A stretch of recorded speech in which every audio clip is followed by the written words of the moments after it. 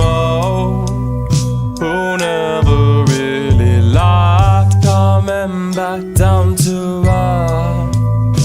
It's not that it hurt, it was just so much worse with anyone but you. No, a short cut, a short shot, I forgot how it ought to feel. I don't know what to do. So lost to hold back, you know that Cupid shoots to kill. There's a mysterious force, it sinks in its claws, pulls me closer to yours.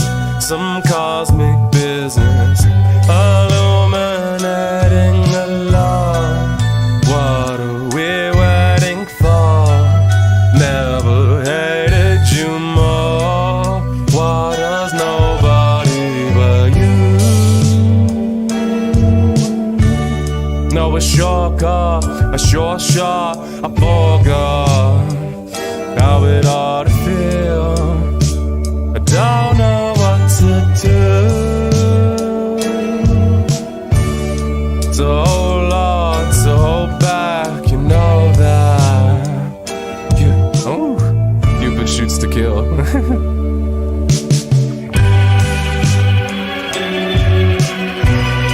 That bastard.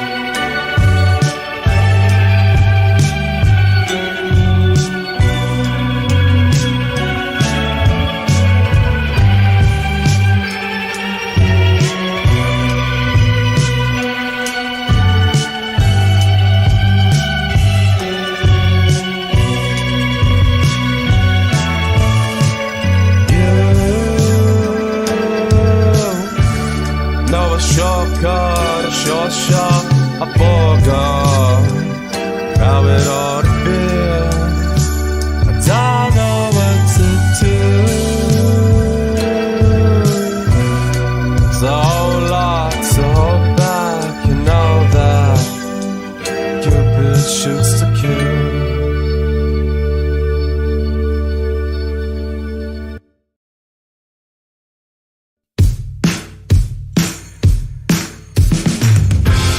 What's been happening in your world? What have you been up to? I heard that you fell in love near enough.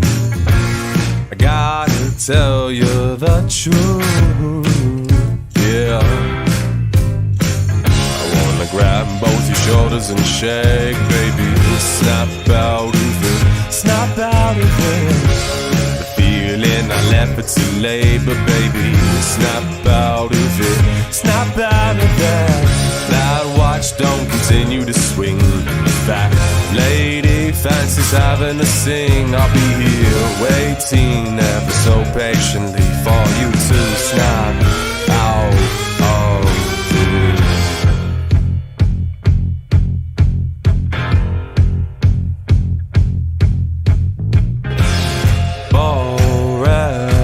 Isn't for everyone, but it's forever for you. Sounds like settling down near enough, but it don't sound much like you, girl. Yeah. Grab both your shoulders and shake, baby. Snap out of it, snap out of it. The feeling I left it too late, but baby, snap out of it, snap out of it. That watch don't continue to swing on the fat lady fancies having to sing. I'll be here waiting ever so patiently for you to snap out of me. Under a spell, you're hypnotized. Ooh. how could you be so blind? Under a spell, you're hypnotized. Oh, darling, how could you be so blind? I wanna grab both your shoulders and shake, baby, snap out of it. Well, snap out of it. Get the feeling, the effort to lay, well, baby, snap out of it. Snap out of it. That watch don't continue to swing, or the fat lady fancies having to sing. I'll be here waiting ever so patiently for you to snap out of it.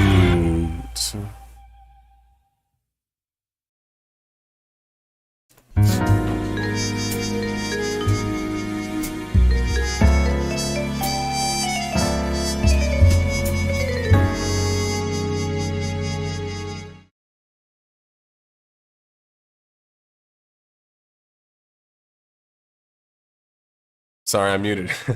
Hello, everybody. Welcome to the 6 Pixels Under podcast. I'm NS, or Nerd Slayer, or Nerd, your host. And I'm here to talk about, honestly, a lot of shit. So first, we're going to react to the Temtem video. But we also have a crap ton of MMO news since we haven't streamed in like a month, which is actually kind of cool. So we have a lot to react to and talk about, so I'm honestly pretty excited about that, because it doesn't happen a lot, even though the news is mostly bad, which kind of sucks. But we just gotta take it how we can get it. Okay, so Temtem. Temtem is something I've had my eye on for a long time, if I'm being honest. And the reason being is that I always have my eye on pretty much any online RPG or MMO RPG, but also anytime like I see these projects get kickstarted and they're made by people that, you know, it's not even necessarily that you have to have heard about people. There's two pathways to being like the proper developer or proper team to lead a project that's going to be like massive and online or whatever. You have to have either some experience in the development, which is honestly pretty rare. Problem being, some of these games take 5 to 6 years to develop. So how many of these games are you actually developing? And then, of course, you're doing expansions maybe after that. So it's like, you might stay with a virtual world for like 8-9 years. What's up, Caesar Salad from the 90s? And so you see what I'm saying? So you kind of end up getting stuck with one game. So it's like, the reason you don't see a bunch of like MMO developers just roaming the wild is because they don't exist, right? There's not a bunch of them just roaming the wild. This is actually coming from conversations I've had with MMO developers in the actual industry. Is that it's pretty rare to find them. So sometimes they're getting appropriated for, you know, online projects they might not have didn't have like the most skills like appropriated for. But worse, they're not getting appropriated at all, meaning that because there's so few of these like talented developers who understand virtual worlds, there's not enough of them on the projects that should be. And you might say, well, why don't those certain like projects that need them just throw money at them? The problem is that they're done. Sorry, but like Amazon Game Studios threw money at all kinds of things, but didn't think to throw money at like a front loader or front runner who actually like had experience with the genre, which is absolutely bizarre. But anyway, it's so easy to beat up on Amazon Game Studios because it's just like literally feels like a game studio made in a vacuum, with how many games they failed at. And no, I don't really count Lost Ark. Lost Ark is a Korean adapted Amazon game, so it's like, you know, it was always going to kind of like reach the way that it reached. Big success, then like falter really quickly. So Amazon, I don't think they get an L for that or anything. But they get a massive L for Breakaway. They get a massive L for Crucible. And they get a massive L for New World. It's a lot of L's. Speaking of L's, who was leading that company, actually, ironically, sorry, was this guy, John Smedley. And John Smedley, yes, in 2025 is still getting coverage, and quite, you know, I would say kind of positively. Apparently, Smedley's doing some new MMO FPS type game that's called Reaper Actual, and Bree Royce at Massively OP compares it to PlanetSide 3, like a third PlanetSide. Obviously, Smedley was at SOE and Daybreak still before, um, you know, PlanetSide 2 was kind of like lesser of what it is now, or what it was. So he was a part of it. He's aware of it.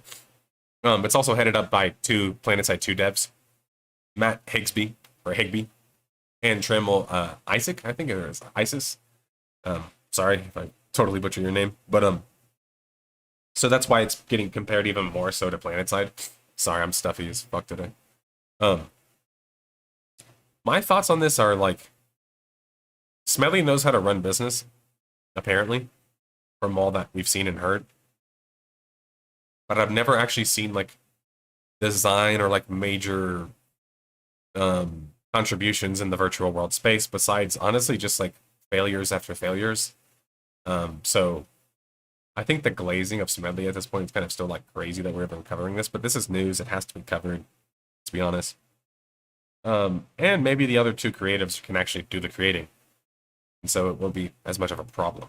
But yeah, I think Smedley's impact on Amazon Game Studios was almost invisible. And that's probably not something that you would want for a developer that probably costs like hundreds of thousands of dollars to pay.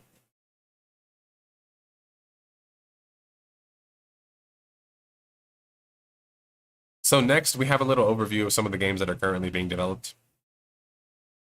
Somebody did this on Reddit, so shout out to Vinyar. Guild Wars 3. I'm gonna go through and kind of confirm these and give my like quick thoughts on them. Um, hey dude, hey dude, think you said you lived in Mexico City. I love how many people ask me about the protesting. Okay, I guess I can address that. It's a random thing to address on stream, but okay. First off, I'm Mexican. Like, you understand? Like, I might not look it, but I'm Mexican. Are there people who are protesting me? Potentially, right? Like maybe. But I'm not worried about protests that are telling, people that don't have citizenship or don't have visas to do whatever. My problem with it is that the movement is incredibly retarded, and it's not based in anything smart. Sadly, a lot of leftist movements in Mexico work that way. It's why the right is getting more powerful here, even now.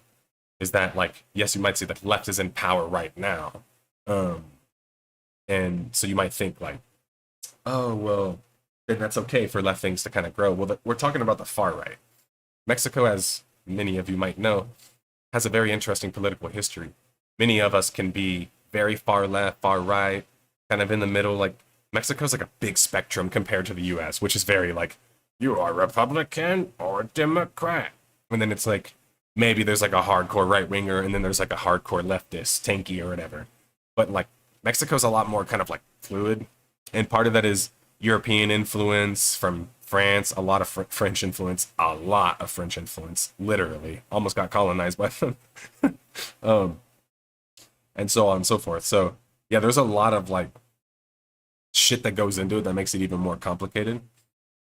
Like politically is what I'm trying to say, and I'm trying to be nice and say that like people that want change in general with protests generally mean well. The problem is that depending on where you're from, protests can have different problems. Like for example, in Mexico, the problem with protests is typically that people have no idea what the actual problems and levers are, so they attack like dumb things. Like for example, some of the protests recently were attacking Mexican businesses. I mean, this is like beyond retardation, right? There's no argument for that. It's just feels argument. I just feel that that's what the arguments are, sadly. The other thing is the xenophobia just leads into exactly how xenophobic Americans treat immigrants and Mexican Americans and Mexicans in America. Do you see what I'm saying? And as somebody who is Mexican American, hence why I'm. Well, I don't want to say that like Mexicans don't look white. There's plenty of Mexican. There's a girl that I just met who we joked about, but like she looks whiter than me. But she is way more Mexican than me. Mexico is very diverse ethnically. But anyway, I'm, as many people here on the stream know, I'm fairly European. My family came in like the early 1900s, and then my dad's family came in like 1930s or 40s. So we're relatively new to the Americas, hence why I don't look totally like a Southern guy or whatever, or even sound like one apparently. Yeah. That's what I heard. I heard they trashed El Khalifa, which is sad because, ironically, want to know the people who've taken me to El Khalifa? This is really cringe. Like, I'm sorry, but native Mexicans.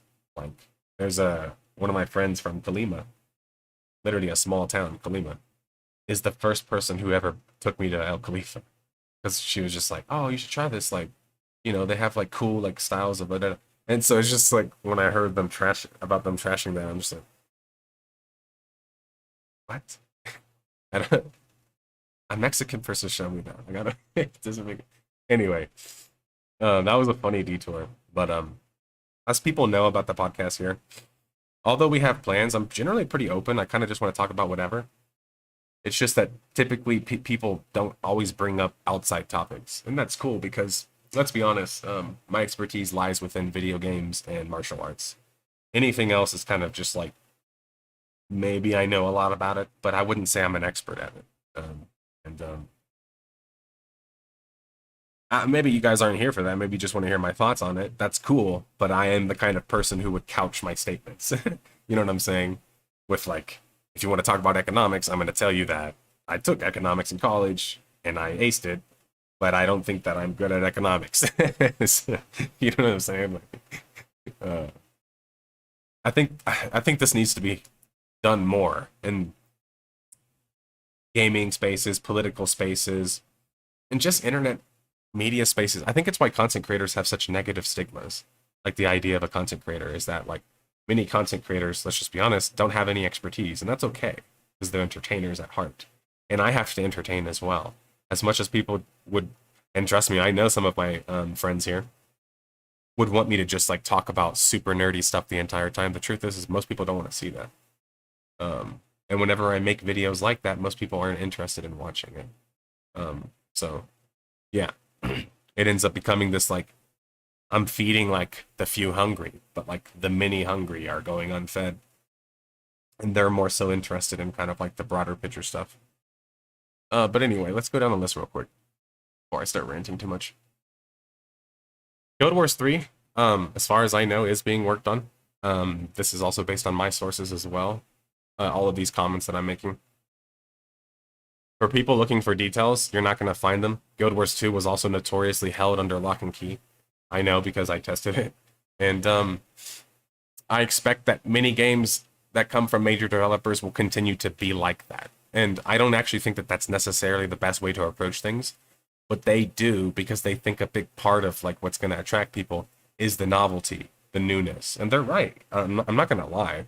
A big problem that games like Global Agenda had is that like they had betas, but their full slice was playable. So basically people already beat and played the game. And mind you, it was a viable beta, so they still made money off of it. But still, that's not good because then your game launches and there's nobody else playing the game. You know what I'm saying? That's not good. But I talked about my theories for Guild Wars 3. I think if they really have learned from their mistakes, which it seems like ArenaNet largely has, especially with how they're handling content more recently, I think they're going to actually look to Guild Wars 1 and Guild Wars 2 and try to combine those two together. Oh yeah, we need to finish reacting to Temtem. Let me read this one real quick though. Thanks, Luke. You guys always point the ADHD guy into his like pen. I'm like a pig who just gets lost. Which honestly is kind of a dumb analogy because pigs are pretty smart, I know, having worked on farms, and they always know the way back to the pen. They're also pretty clean. Another misconception. Don't get me wrong, they will roll in the mud, so to say, right? The saying goes. But they're pretty clean. Like, as long as you wash them and stuff, like, they're really clean. EverQuest 3. This guy's talking about strong indications. I've heard of rumblings. I don't think that that's strong indications of anything. It's also really strange when people put stuff, the current owner of EverQuest franchise. That's actually factually correct. Finyar is somebody that I trust. I think I've actually spoke to Finyar before. There's someone that's in our community as well. But anyway, but the reason that they put this qualifier here, yeah, my thing is I'm ADHD and autistic, so it's like I'll go on tangents and then also like start like ranting about like things that matter to me, or you know what I'm saying? I laugh at that shit because I know me, but anyway, so to finish, my thoughts about EverQuest 3 are this. I don't actually think that the game would really work that much, and I'll tell you why. The standard style of that time of creating expansion after expansion of theme park style content, what I like to call non-preserved goods, they're perishable goods, right? This is the analogy I make a lot. And Raph Coster loved this analogy, so I'm keep using it. but they're perishable goods. So the goods dry up and they go bad quickly. And that's okay, kind of, if you have the money and the IP to boost that. So EverQuest is a big IP, but does Daybreak still have that kind of money? That's debatable, especially after many of the moves they made, like Planetside Arena failing pretty epically. With Guild Wars, we know Guild Wars and ArenaNet has the money to do Guild Wars 3 because they've been cash positive. It's just that they've never got that much respect globally and from NCSoft because they didn't make as much money as their other games. So, like, in a sense, Guild Wars 2 was almost like too effective at being a, you know, almost like Legends of Runeterra in a sense where it was like very value positive, but that kind of hurt Guild Wars in a sense. Now, they had paid expansions, which I think probably makes up for that somewhat, but just being honest, I think that that's why they were never really seen as being as successful as they are. So Project Fantasy, apparently this is by IO Interactive, aiming to build a vibrant and expansive fantasy world designed to entertain players yet to come. So I'm not going to lie, I've actually never heard of this one, so I'm going to start asking around about it, because I'm curious. I know someone in... IO Interactive's in the UK, right? Because I know someone who's a developer there, so maybe I can ask them. But with Warhammer MMO by Jackapocalyptic Games. Haha. Because I always look at it and it looks like it's saying like Jackapocalyptic, but I'm like, that doesn't make sense. Formerly backed by Needy, or formerly backed. Okay, I thought it said. And looking for new funding partners. Okay. So they probably came to some disagreements. Okay, so anyway, I've talked about this one before. This is the one that's led by the guy that did damn. I'm forgetting their name right now. He was originally on it's Jack Emmert is his name. He was originally on City of Heroes, then moved to Champions, and he's basically the one that came up with the idea to clone the engine to make Star Trek Online, Champions Online, and Neverwinter. That's why they all like play the fucking same. So this guy has, honestly, I've never really seen any good contributions, including I've heard from people who've worked with him that said he's exceedingly arrogant. He's a large reason why things went wrong at NCSoft with their relation there. So I'm not really looking for like anything special out of that. I'm being honest. Yeah, growing up, Luke, I just thought I had CPTSD, aka like complex PTSD. I didn't even know what that was, but I know I had like a longer form of it because I could feel and experience a lot of the things as the media and the materials were being developed, because CPTSD is basically like, as people figured out later on, oh, there's more forms of PTSD. So I didn't even go diagnosed like my whole entire childhood, and I would say early adulthood, because I'm 32 now. So, and I didn't start getting therapy until like a couple of years ago. So, like about, I want to say like 4 years ago is when I first started therapy, and then like a couple years ago, then a couple years ago. And then from those years, and then like probably like the last time was last year. And I haven't done it since, and I felt great, honestly. I think what I really like realized is that it's a process for me, and as long as I have the right people and right processes around me, therapy has never really benefited me that much. But I think the concept of like exploring yourself did benefit me. But yeah, also part of the problem is like it's hard to find a therapist who's equipped in my particular issues. So okay. So the next one we have is Ghost. This is being developed by Ghostcrawler, as you guys remember, who was originally like in charge of the Riot Game Studio.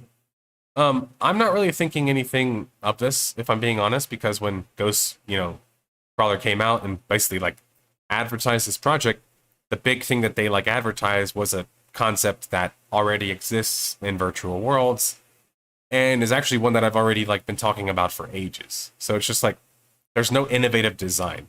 What does that mean? Innovative design is design that actually forces innovation and is like a new wrinkle to something. Games don't need innovation design. And sometimes they don't need it at all. Meaning they could just be a copy, but like a better version, right? Like maybe slicker. Or maybe like Pokemon with guns, right? You see what I'm saying? Like you can be a direct competitor, or you can try to compete on innovation design. And there's obviously in between, because it's not just like either or.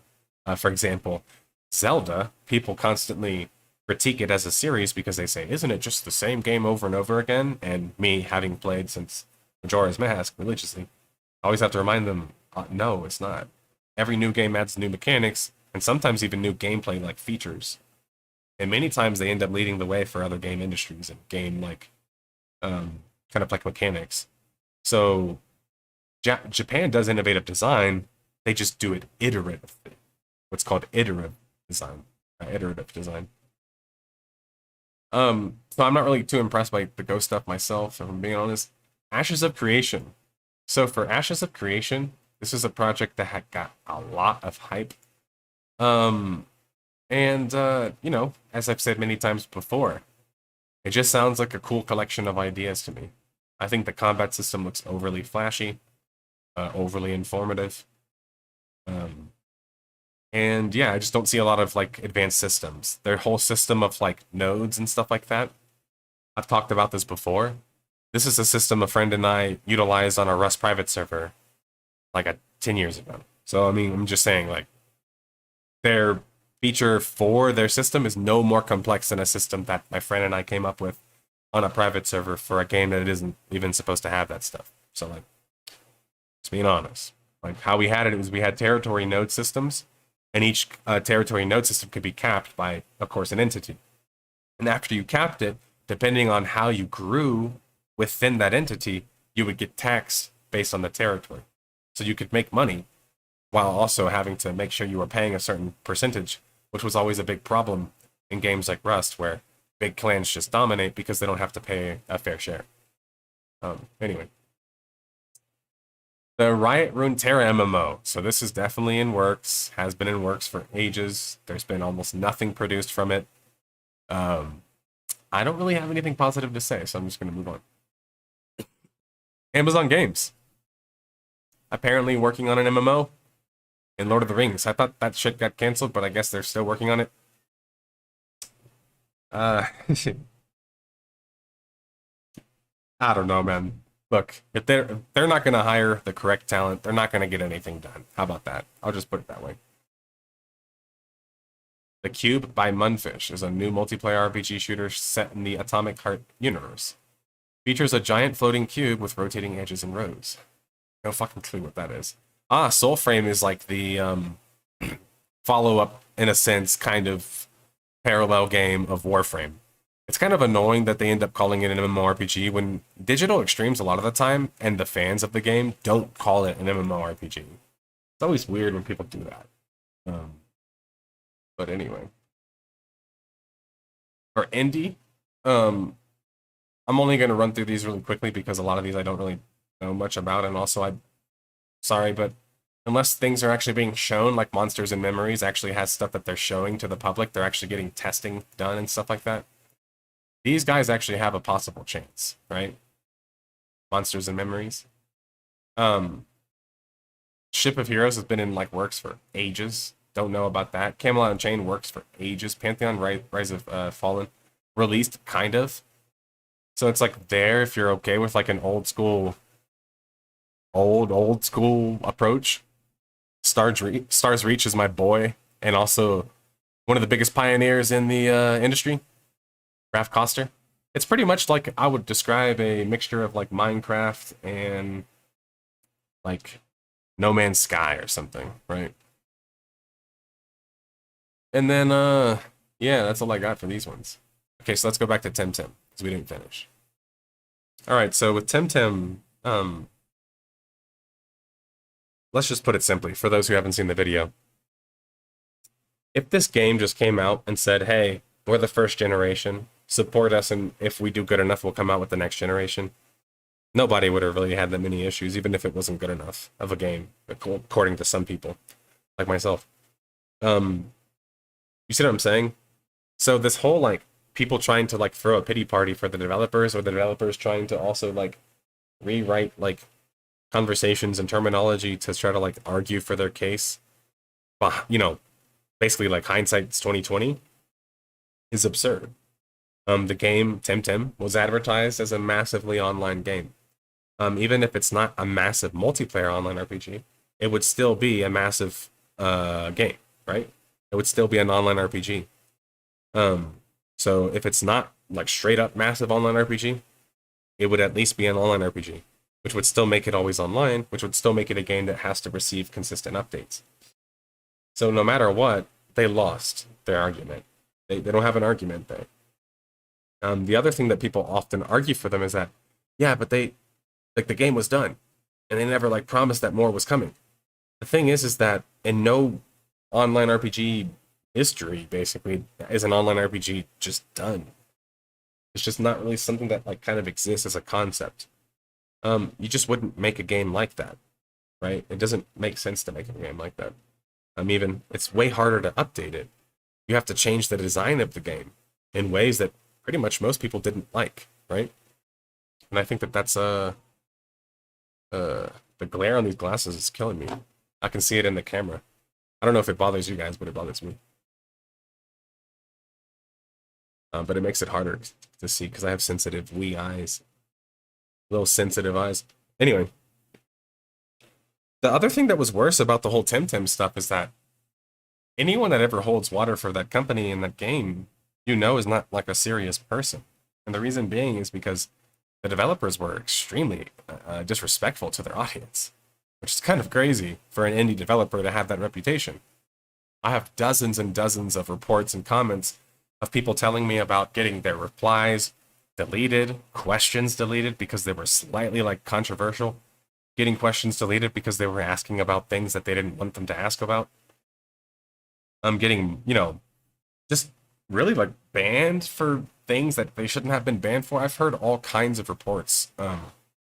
And that stuff usually happens when you're trying to control a narrative and control a situation that goes against what, you know, the better population says. And a part of that is, of course, this expectation that I'm talking about. Is the game online? Is it not? Is it a single player game? Is it not? When people try to compare it to a Pokemon game, no Pokemon game is always online, and it's just like a generational game.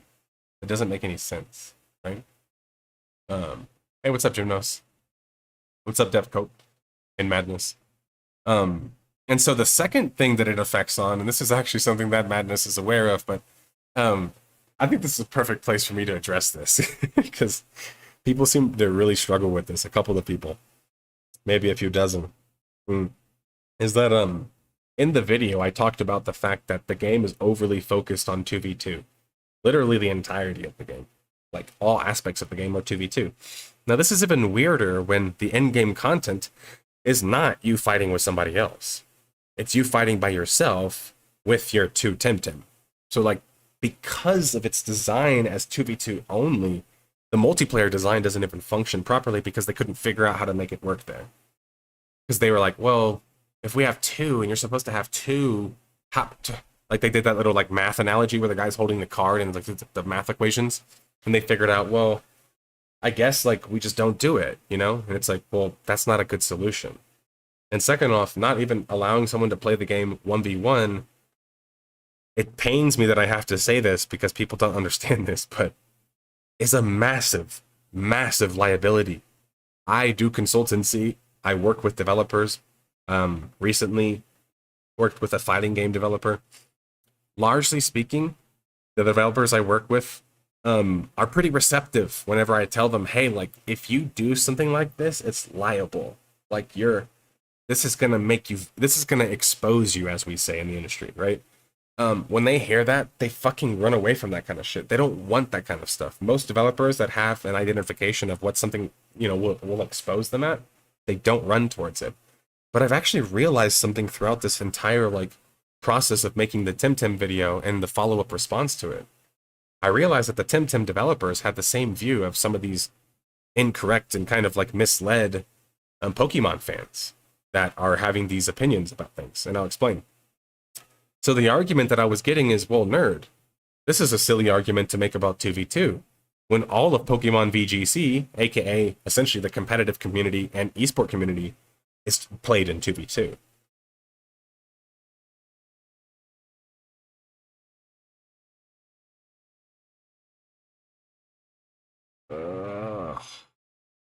I'm sorry, I'm cringing. I'm cringing because I'm having deja vu. This is the kind of stuff that I used to tell people when I was playing full loot PvP games when I was a little kid. And I would try to argue to adults. I mean, come on, people love this stuff, you know what I'm saying? Everyone loves this shit. And people would tell me, no, not everyone loves that. And I would be like, what do you mean everyone loves this?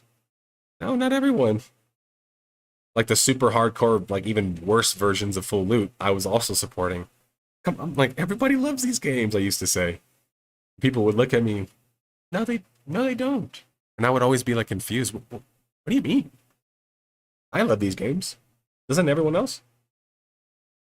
Then I started looking at things like data, statistics, and broader pictures. And I realized, oh shit, this game has 1,000 players. This is a true story about Darkfall. And it made me realize, I'm into something super niche. Why is that? And start to evaluate things even more. Is it because this game sucks? Is it because there's problems in this game? Is it because of this and that? So making it back to the Temtem Pokemon 2v2 argument, the last 6 Pokemon games sold 80 million copies of these games. My assumption is probably you spend less than 1% of your time doing 2v2. For example, when you play Pokemon Alpha Sapphire, there's a 2v2 sequence in the very beginning of the game. And I think there's one middle on through the game. And I haven't beaten it yet, but that's what I've encountered so far. So that would mean that over 99% of the game so far has been 1v1. So if people are going to make this argument that Pokemon VGC is 2v2, so the competitive community is 2v2, so then therefore it makes sense that Temtem would sell their business model on this, you're essentially admitting you don't understand the market and you don't understand statistics, and I'll explain. You don't understand the market because Pokemon is not a PvP game. Does it have PvP? Yes. Does it have a TCG audience? Yes, I've seen it at events, in person, at PAX, and E3. I'm well aware that Pokemon has a TCG scene. Pokemon's TCG scene was fucking tiny. Every time I saw it. Has it been growing? Yes. But it was tiny. Do you know how many 80 million people is? Or let's go Pikachu sold 15 million copies. Do you know how many 15 million people is? That's a major city. That's a huge amount of people. How many % of those players do you think are playing the competitive scene in Pokemon? Guys, by even overall strong estimates, it would be less than 1%, which would be 1 million players. And that's even overestimating, giving it that much credence. So meaning statistically here, if you're competing for 1 million players over 79 million players, that's a liability in your design that's probably going to get you exposed. Because people are going to play this game and they're going to say, why is it not 1v1? Where's the 1v1 at? And even if they don't say that, they're going to wonder, wait, this is a team game, but I can't even fight with my teammates whenever I'm not doing the storyline? That doesn't make any sense, right? So there's these two cognitive dissonances that you'll be thrown back between. Every Pokemon fan will go through that, potentially. And that's why it's so funny, to read those responses. Yeah, but the competitive scene loves 2v2. Yes, all couple thousand players. Guys, we're talking about millions that play the Pokemon games. And the overall majority of them play it for collecting. something that Power World figured out. Let's talk about Power World and Temtem. You know, the differences and what worked and whatever. The reason why Power World was so successful is because it actually leans into the charm while also having the juxtaposition of the guns and the whole like crude element of it. So it's actually kind of like a spoof version of an already existing idea that's been kind of innovative in a sense, right? It's more innovative than other Pokemon games because there's no Pokemon game like it. So it was innovative and managed to still tick some boxes that people like about Pokemon. The other thing about Power World is that it sold 7.5 times as much as Temtem. So like, you can look into why that is, and a large part of that was marketing, their approach to marketing. But guess what the other part is? The fact that the vast majority of the game is PvE. That's all you do in the game is PvE.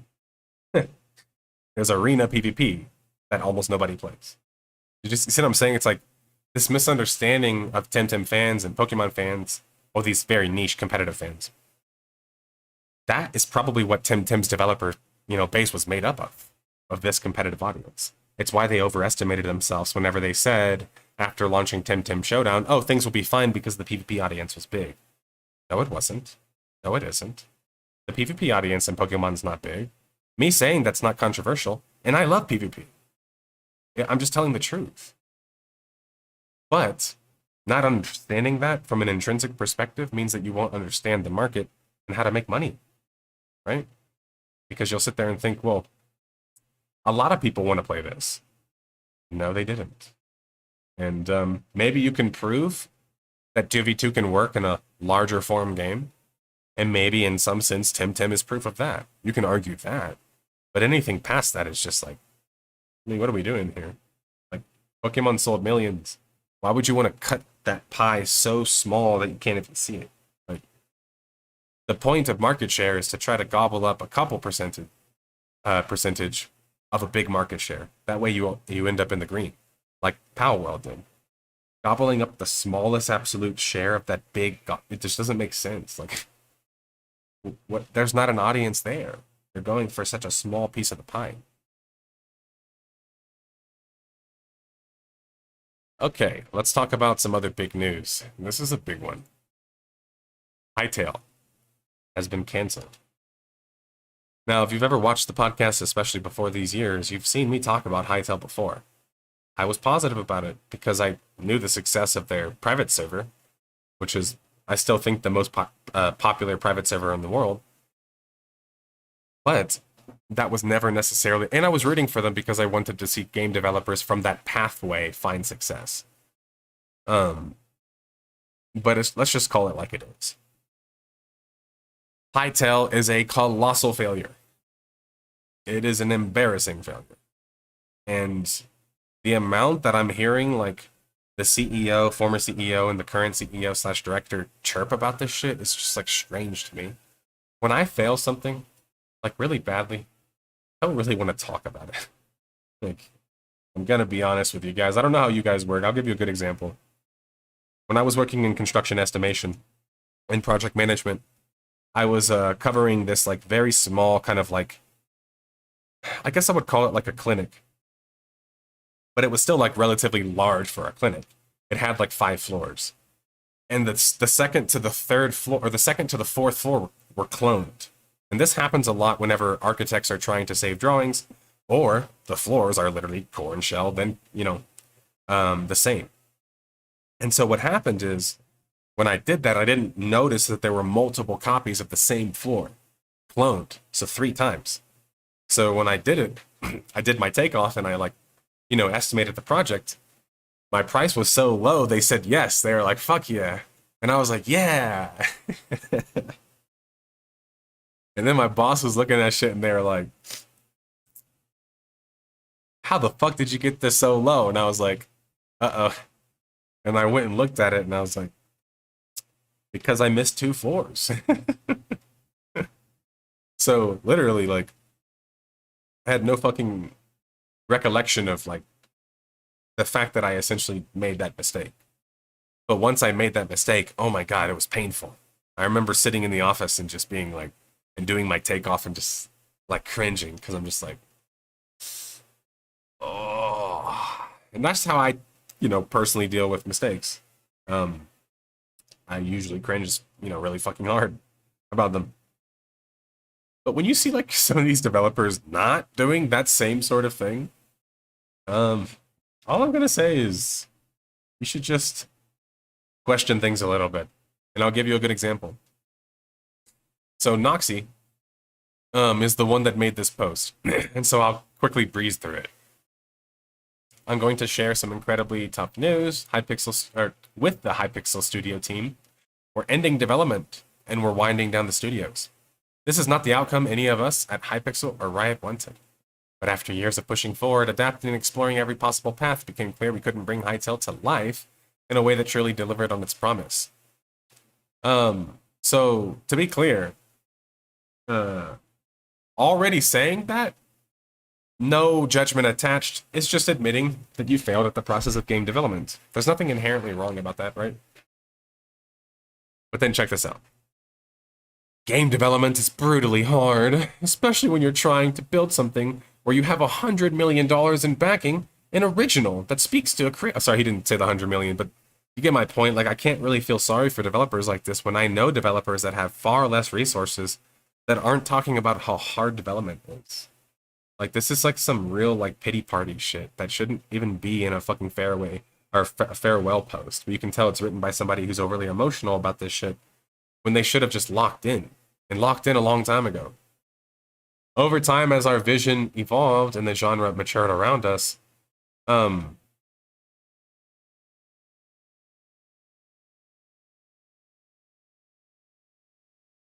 what does that even mean? What genre? MMOs and online RPGs already existed. That's what Hytale was trying to be. What do you mean matured? It was already old. It was already 20 years old at that point. Like, what? It just kept running its course. No bar was risen in any way. Like, I literally don't know no major games came out during this time that totally shifted everything. Like, what the fuck is this even responding to? Our technical ambitions grew more complex, and even after a major reboot of the game engine, the team found that Hytale was still wasn't as far along as it needed to be. What that means is this to me. It means that we tried to redo the engine because we thought that was the major issue plaguing the game, and we realized it was our design. We looked at reducing scope, adjusting timelines, and finding new angles to keep moving forward. You didn't look at enough of them because you had to shutter the entire company in the game.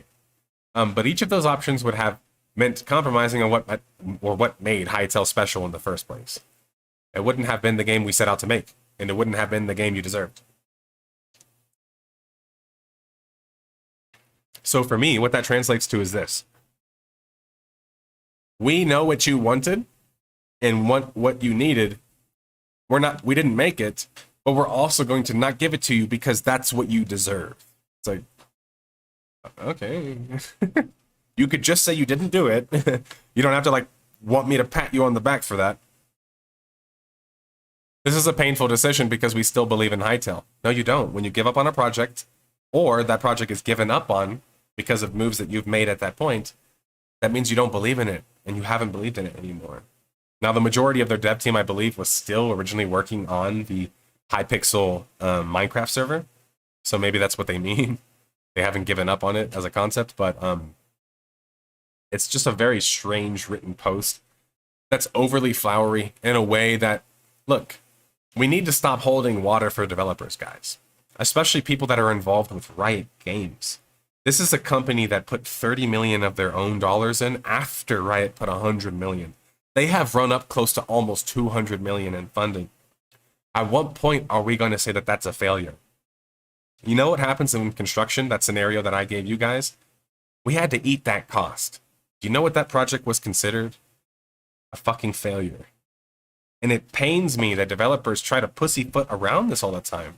Blocked Twitters, blocked Reddits, only certain people can respond to me posts, only releasing posts like this, but not actually having community Q&As. Like, there's so much water holding going on for developers that are totally just like not respecting you, your money, or your time. And it's just like, in project management, which I worked in, we worked with hospitals, fucking business buildings, like Phillips 66, like Schlumberger, you name it, all these big business conglomerates. We worked with all of them. And any single project that would be considered not passing the finish line is a fucking failure. There's no, we don't have to pretty that up. And I never did. That's what's, I feel so strange about this sometimes. Maybe it's because people are a lot more attached to their video games because they work on the projects for longer than I worked on my projects. But even then, that's not even necessarily true because I've worked on MD Anderson Alkek for, you know, one of the biggest cancer hospitals in the world for almost a decade. As long as I was working in construction, I worked at that place. So it's like, I didn't feel attachment to it though, because it was my job, and what I'm supposed to do is also my job. So there's passion, there's love, but you have to do your job.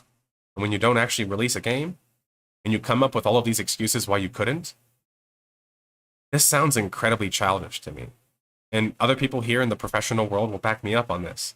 Does anybody else write letters like this when you fail a project to your bosses? What the fuck? My bosses would fucking mock me if I ever wrote this kind of shit to them. You know, the truth is, cost estimation and project management are hard. And it's just like, you know, I just need support right now. It's just like, you know what I'm saying? Like, no, they invested on their own 30 million. Riot, as I've already researched, put in around 100 million, meaning that's 130 plus. So we're getting, I said, close to 200 million, right? That's a fuck ton of millions. We have projects in construction that were that big. I can't imagine ever just being like, you know what? Things were hard. Things were painful. What? What are we talking about? You failed. Like, I don't get this. And for people curious or new here, this is my approach to this stuff. I'm not shaming developers who are trying to make a living, and I'm not hoping that they don't find other work, right? I want these people to make a living, obviously. But the fact that you can have people working on this game, produce nothing, and then go get hired by other companies is a bit strange to me. And this idea that we flower all of this up is a bit strange to me, right? And when the CEO then comes out after the fact and says, oh, I'd buy the game back, I'd buy the game back, I'd buy the game back. What that sounds like to me is the same rumors that I've been hearing for a long time concerning Hytale, which I will cover more in my video, which is coming up next. Is that with the new investment, they started to hire some more experienced people. Those experienced people realized that the other people that were involved in the core project didn't know what the fuck they were doing. And I've heard this literally from the horse's mouth. Started to try to affect change in different ways. And then suddenly, all of this starts to happen. I didn't hear any more after that report from a very influential person that I heard that told me that. That also is extremely connected to Riot. That's all I will say. But I remember when they told me that, I thought they were just being sour grapes, if I'm being honest. They told me this and I was like, I kind of like, I'll be honest, I kind of like disregarded it. I was like, all right, whatever. Like, this person's just saying that because, like, you know, whatever. They're just being salty. I think they were right. I think they had some ideas, but ran into a big problem. Anybody want to guess what that big problem was? It's the same reason why they're called Hypixel and Hytale and have nothing to do with Minecraft. Oh shit, I spoiled it. It's because of Minecraft. I think a large reason this happened is because Riot was afraid to go up against Minecraft. And you might say, what do you mean? Why is that? Da, da, da? Because here's the thing. Minecraft could just come out with a private server and suddenly be competitive. So Hytale got scared and realized, damn, we have to do something way more than Minecraft, and realized we're not capable of it because we made Minecraft private servers. Like, you see what I'm saying? Like, all of what I'm saying makes sense because I'm following from the root, right? If your experience is in Minecraft private servers and suddenly Minecraft says, hey, we're changing our ULA or whatever, and you can't make certain types of mods anymore, which is true, that happened in 2014, and suddenly Noxy and the CEO are like, hey, we need to start pivoting. That's when they started working on Hytale. which then got picked up by Riot eventually, after they were already working on it for a couple of years. So it can't be blamed on Riot literally at all, which people will continue to do, because Riot is like an easy punching bag because they have a lot of money and resources, and seemingly no fucking idea how to spot talent. I mean, remember, they put money into that fucking weird Wagdu Chronicles game. What the fuck is the talent in RNA at that company, bro? Like, what the fuck? Or R&D or whatever it is. S my D.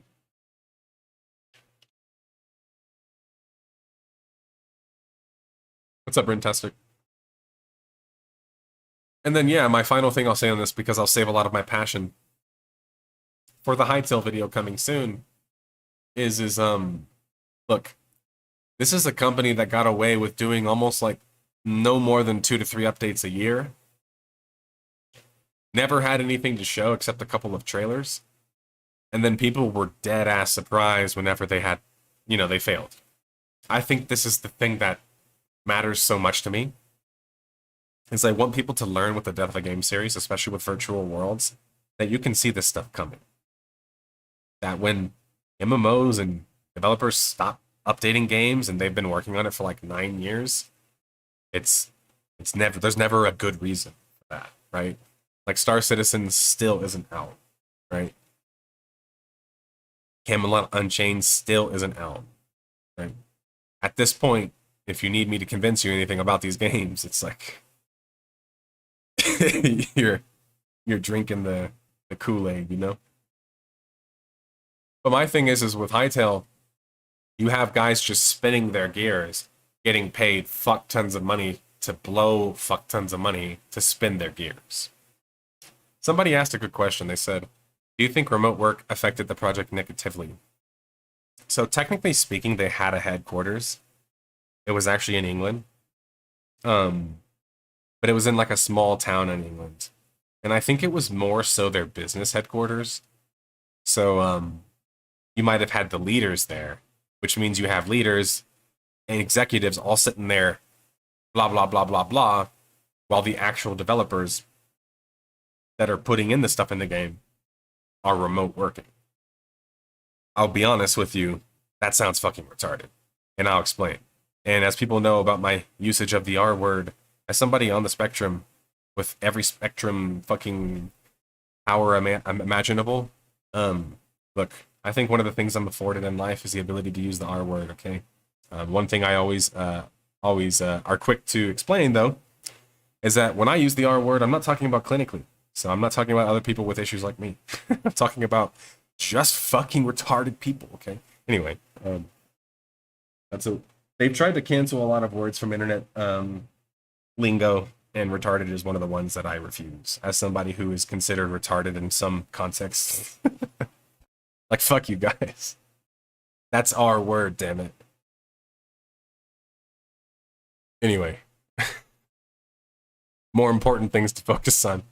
So anyway, to explain further, foes, I think that idea that I explained is dumb, because essentially if he's also a part of the vision, kind of right next door, I do think you're always going to suffer to really combat ideas, because you should be able to sit in a room, have pen and paper. In my opinion, if you're a world builder and you want to consider yourself one, like Noxie and the crew do, because they made a private server, you should be able to sit in a room with a pen and paper and come up with ideas. And if you can't find a way to reduce your scope and da-da-da-da-da, it means your idea sucks ass, right? Like, again, I guess I will be the one to speak, plain English, or en español también. I will speak plain fucking language, like, clearly, claramente, like, just clear. Because, yeah, if you can't reduce the scope, adjust timelines, or find new angles, it means the idea fucking sucks. And that means you already ran your gears for another 5, 6, 7, 8 years. Prototyping, which is what the game gets compared to all the time, is something that should take only like a year. Like, prototyping takes like a year, max 2 years, right? Max 2 years. So it's like, if you're not able to continue it, like, guys, I've been a part of 3-day workshops in business and in video game development. And the amount of projects I've seen people come up with, both business and video game wise, in 3 days is like fucking insane. They will prototype full ideas into games and then launch them as projects after. And mind you, many of these don't go on to be massive selling games, but at least they came out. Like, that's the issue here, right? Yeah, so I can't see it because I'm using Restream, but actually, yeah, it's like a new system where it's just like the more people talk. And I don't like it because I constantly look at it and I'm just like, what does that mean? Like, I don't really understand what it means, but it just means people type a lot or something.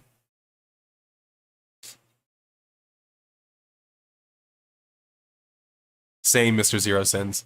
It's the kind of updates that I would love to give people. as a, as a small time like indie developer wanting to make an online virtual world someday, 1 to 2 updates is what I would feed people because that's all I could do. The idea of Hypixel doing it is, it's like, what? Like, literally Starfeather. And the reason why I have a lot more insight into this compared to most is that I actually have worked on private servers extensively compared to most people, especially, I mean, I've said this before. I love some of the other people in the virtual world space and video game space, but one of the weaknesses in video game commentary in general is how little the people know about whatever it is that they're covering. And that doesn't matter in many cases. I know, like if I'm watching Donkey, he's mostly an entertainer. I don't need him to explain everything to me. But I'm just saying, like, this gets harder the more complex genres you go to. So when you go to RTSs, there's guys like Loco, there's guys like I'm forgetting more names right now. Force a Strategy. And those are like the names that are known for being very helpful and very knowledgeable in those spaces. The thing about those creators, though, in like RTSs, complex genre, they play the fuck out of the game. That's how they're so knowledgeable, right? With virtual worlds, it's more complex. Do you see the problem? We have multiple virtual worlds. So if you're just known for playing one of them, your insight into other games and other virtual worlds usually is very limited. So that's why, like, I make this meme a lot, but it's just true. Anytime you listen to somebody who's like a lifelong WoW player try to talk about other virtual worlds, it's kind of usually painful. Because they have no fucking clue that other types of games and ideas exist out there because they're so bought into the one that they liked so much. I'm sorry, a good example of this is Asmongold. Like, listen to Asmongold's take on other games. A lot of the time, it's coming from a WoW lens. That's not inherently bad, but if you're not able to kind of disconnect yourself and look from other people's lenses, you won't fully be able to analyze the market that is the complex market of virtual worlds. Because there's so many wants and desires that are being pulled on here, that it's not as simple as just like, oh, well, in RTSs, all the RTS players just play a bunch of RTSs. In virtual worlds, it's like, are we supposed to play all the virtual worlds? No. Should we only play one and talk about a bunch of other ones? Probably not. Should we do both? Probably. See what I'm saying? It's like, we need a bit of both. We need like people like Josh Strife Hayes who are gonna go and play the game, even if it's outdated by the time they're playing it, but actually formulate the thoughts while they're playing it and playing the game. You see what I'm saying? Now, there might be some things you're still going to hate about Josh's opinion because of the context in which Josh is approaching the project, both by the series name and by the game they're covering. But what I've learned, especially talking to Josh over the years, and I should talk more because Josh is actually really friendly, is the truth, but I'm not. No, I'm just kidding. But no, I'm just a prickly internet troller who's a little bit too busy to talk online, unfortunately, because I get so many messages, as I'm sure Josh does too. And I like having a social life in real life, as I'm also sure Josh does. But anyway, you see what I'm saying? Like, there's not many creators like Josh, or like me, if I'm going to be honest. And even like people like Lazy Peon too, which I know people have their issues with Lazy Peon, but I still think he approaches games pretty earnestly, like, which is like a good quality to have. So one of the big things I feel about the Hightail devs and private server devs, I know this is like a long rant, but bear with me, is they are not those kinds of people. Sorry, Noxy and the other crew, they've never struck me as being like Josh Strife Hayes. pulling up an old game from 2003 and being like, let me check this shit out. Fuck it. Yeah, this is shit, but I like this. I don't think they were doing that. And I think it's irresponsible to have that amount of money and not have the experience and think that, oh, my Minecraft knowledge, that's all I need. Let's do it.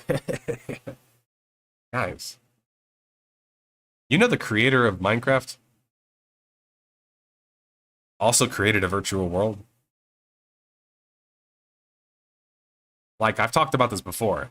Notch might have some incel opinions, but he's a fucking genius, virtually. Like, video games and virtual world-wise, his ideas were great. He took real ideas from the virtual world space of, like, proc-generated worlds and created a game out of it. An industry out of it. And, yeah. So you can hate on Notch, but Notch took an idea and created an entire, like, concept from it. The private server devs were working with Notch's idea that they evolved in some ways. But when they realized that that's all that they could do, it now becomes, well, we have to make the better version of Minecraft. Okay, well, how do we do that? Well, we can't just compete with it off the basis, because it's hard to do that based on how Minecraft's designed. And even if you can beat it on that basis, would people replace it just because you made a better looking Minecraft? Probably not. Better playing Minecraft? Probably not.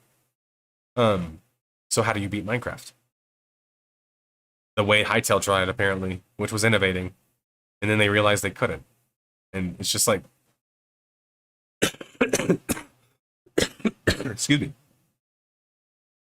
It's stuffy these past 2 days. I just don't get it. And I know people feel sad about Hytale not being a game we can play. I am too.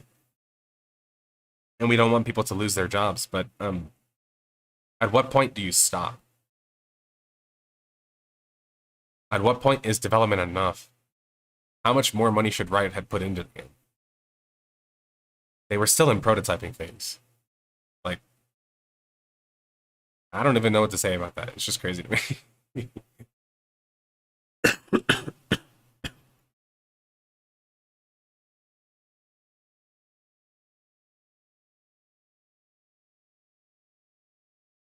All right, so we have a Doomer post I'm going to react to. So posts like this are always interesting to me.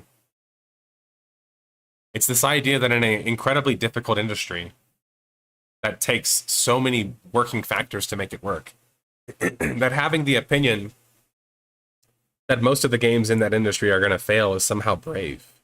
This has 1,400 upvotes. This is a normal opinion. This is just karma farming.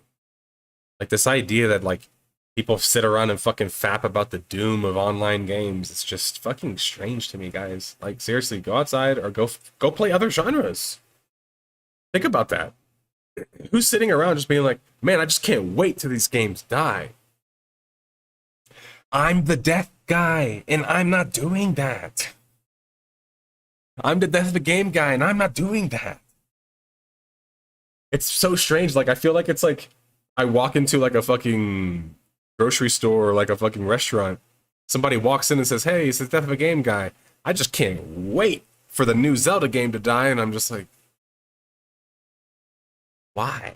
Like, I don't get, I get Schadenfreude or whatever, like wanting to see, like, you know, fucking storms and shit and people get, you know, hit by cars or whatever. Like, you know, people are into crazy shit, but like, I don't get this. Like, I don't get this. Okay, like, it's edgy. Not really. It's funny, get it? Because it happens all the time? Not really. So what really is the contribution here? It's just more doom posting, more doom posting, in my opinion. It's just doom posting. Look, if you're a doom poster, doom posters are up. There you go.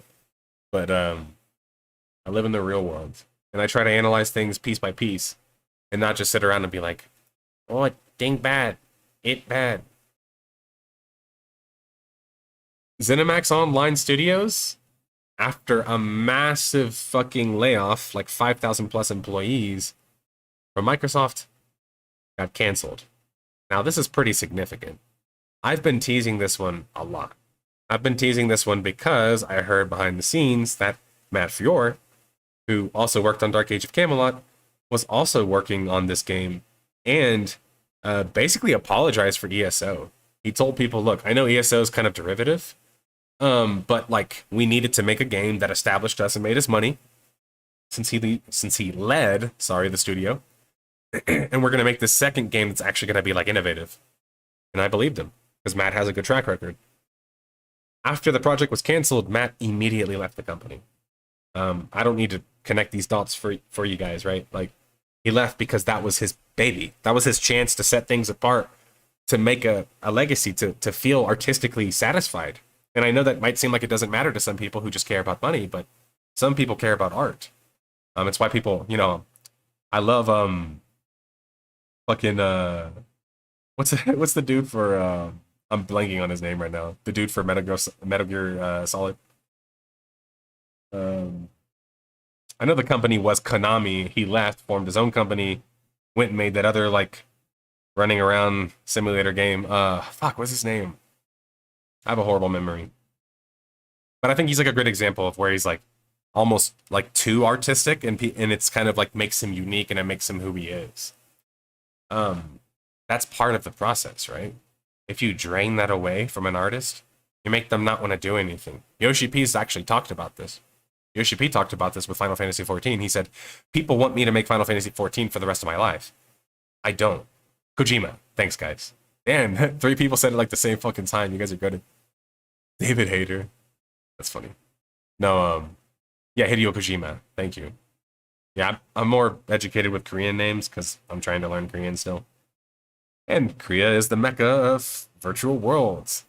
I've told you guys for a while, obviously I'm still broke, but someday we're going to do a Korea stream and a Korea trip. And I'm going to try to meet with all the major studios. And that's going to be literally world changing. Like, I'm not trying to sound like arrogant, but like that's never been done before. Like, someone to really bridge the gap between Korea and NA. I've been wanting to do it for years. I just haven't had the money. Like, I have connections. The Korean audience likes me a lot, especially with my StarCraft coverage. Anyway, I almost even moved there professionally, like straight up, and started working for an agency. As I've told people like briefly before. So like, but as people know,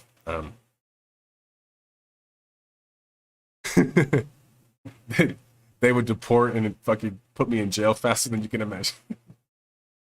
I would show up like this, and they'd be like, in jail immediately.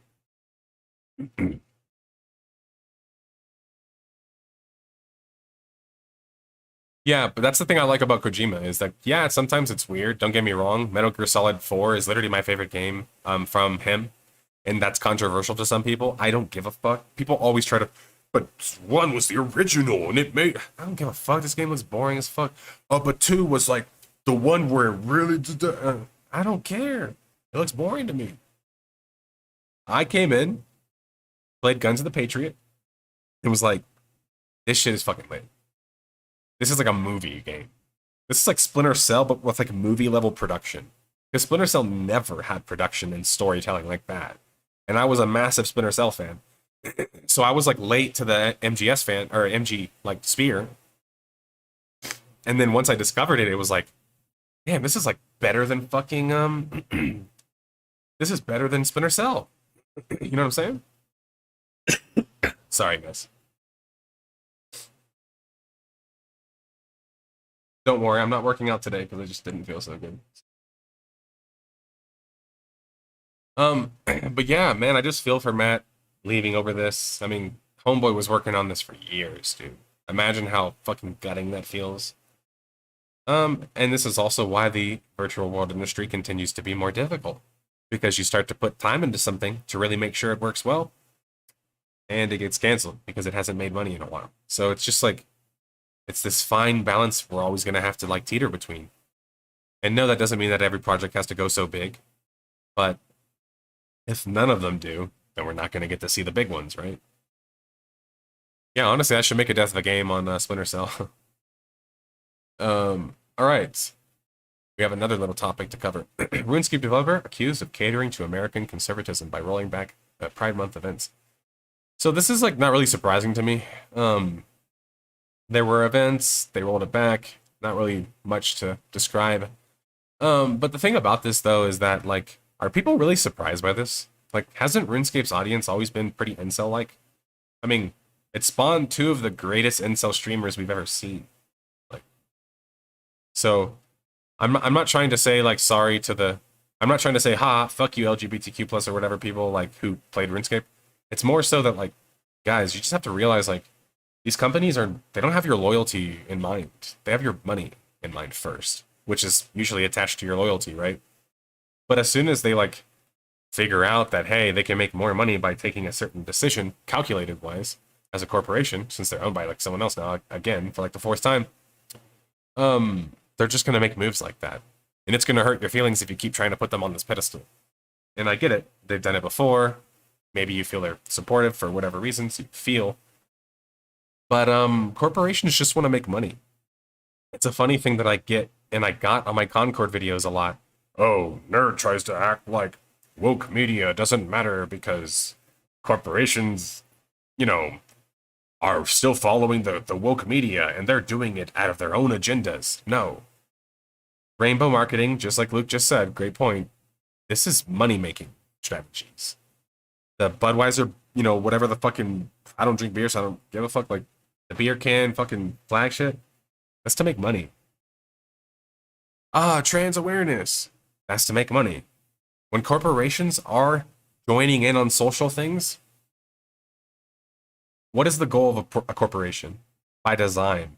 Not because of my thoughts and, wow, nerd is so feels-based. No, literally, what is the definition of a corporation? Entity driven towards profit. It has to, especially just based on its actual corporate structure. So they're always going to make moves that try to make them make money. Right? So guess what? Sometimes they make dumb moves, or maybe they think that by including something, they'll make more money, and they get a big backlash, and it doesn't. Or sometimes they do the opposite, like this. They remove something, like a Pride Month, thinking that, actually, this will be better for us. Because they're not actually loyal to the causes. They're just doing the stuff that makes money.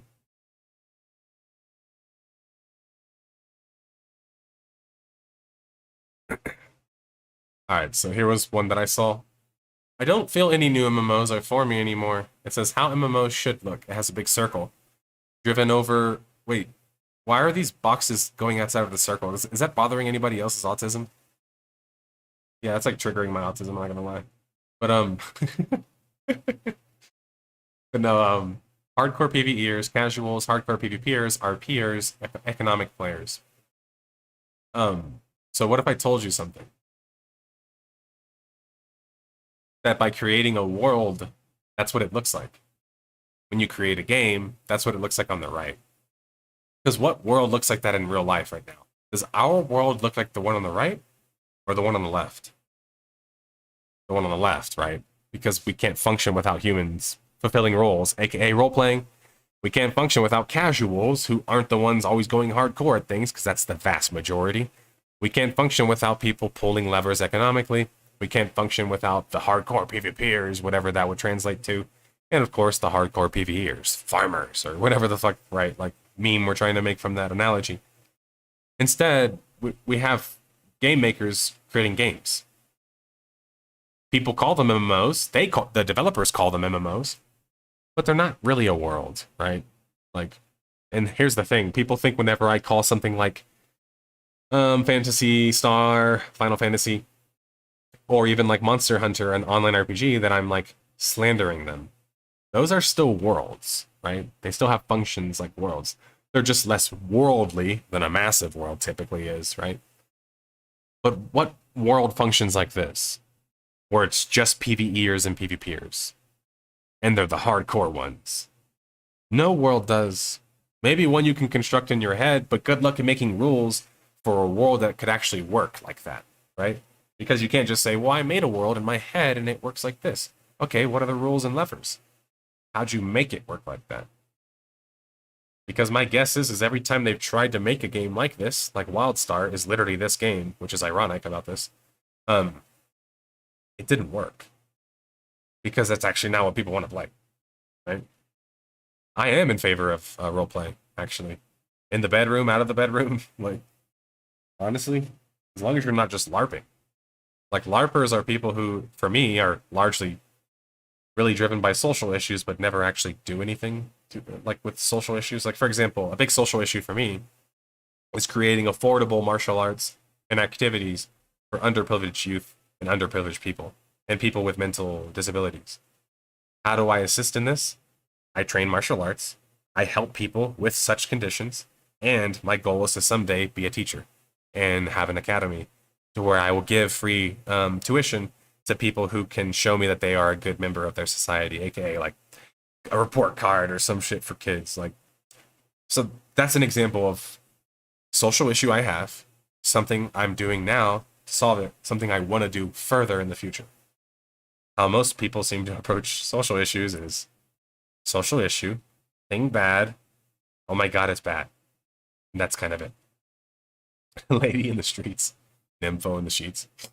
The problem is like, you gotta affect change, right? So LARPing is just kind of talking about stuff without actually affecting anything.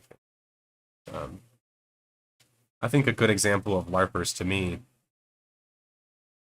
are usually people who say like, oh, the virtual world industry is dying. It's dying, it's dying. Well, yeah, it's been dying for a long time. But you know damn well you'll come back if another one comes. That's a bit of LARP for me, right? Like when people say, I'm not playing the next Pokemon game if they don't have this mechanic in it. Maybe you really believe that, but a lot of y'all are LARPing. Like when people told me the Switch one's not going to work, and I kept telling everybody, it's a handheld that you can plug into your fucking TV that has Nintendo first-party games. Why wouldn't it work? It's worked almost every single fucking time for Nintendo. And everyone, I still remember back then, before Switch sold like crazy. Nah, it's not going to work. Switch sells like crazy. Switch 2 is announced. Even in my Discord, bunch of naysayers. No one's going to play it. Sucks. Tariffs. Boycott. Fucking bricking. Everything everyone says. Sells like record amounts of copies in like a week. So it's like, okay, you realize that that's an example of a LARPer. Somebody who will say, like, I'm not going to buy the next Switch. Which is why you've never heard me say that, because I'm buying the next Switch, right? I don't have this idea that things are going to get magically better, and they have me first as a consumer, necessarily. But I like the platform. I like the games. And yeah, that's how I make my purchasing decision. But I don't have to, like, pretend that they're going to, like, do me right.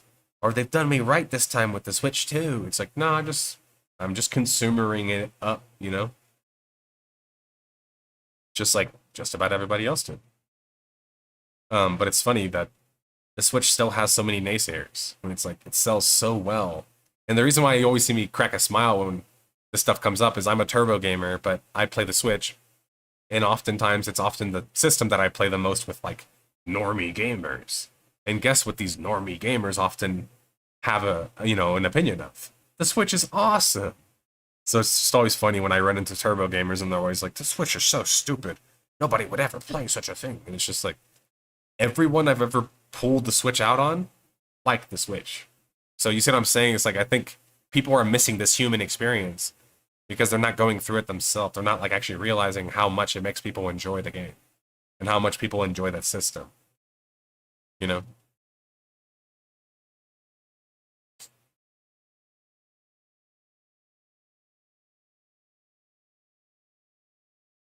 Well, that was my thing, Zero Sins, is that the 3DS was always going to be proof that Switch was going to work.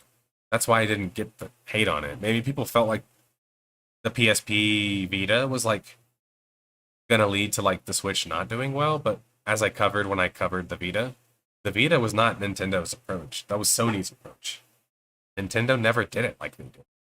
Nintendo always packed their console with first parties, always got proper support because they're so powerful and able to bring that kind of support.